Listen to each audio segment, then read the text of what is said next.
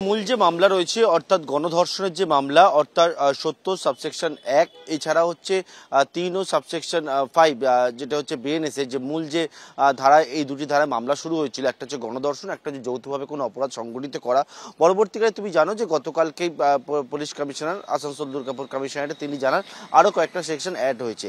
এই যে মূল যে মামলা রয়েছে সেই মামলাতেই 5 জন গ্রেপ্তার করা হয়েছিল এবং সেই মামলাতেই কিন্তু সহপাঠী ওয়াসেফ আলীকে গ্রেপ্তার করেছে। অর্থাৎ এই যে মূল মামলা সেই মামলায় তাই গ্রেপ্তার করা হয়েছে।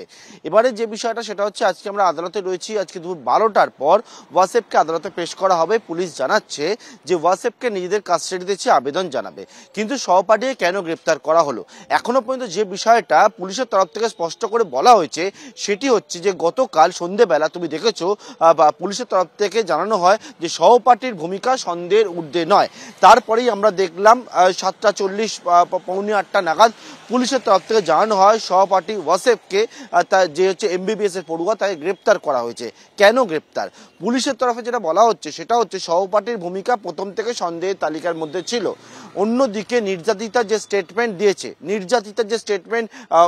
গোপন জবানবন্দি দিয়েছে বিএনএস এর 183 নম্বর ধারা, যেটি 164 নম্বর ধারা বলে পরিচিত গোপন জবানবন্দি, সেই জায়গাতেও কিন্তু এমন কিছু এভিডেন্স পুলিশ পেয়েছে যেটা হচ্ছে সহপাঠীর বিরুদ্ধে যাচ্ছে এবং সেই জন্যই সহপাঠীকে গ্রেপ্তার করা হয়েছে।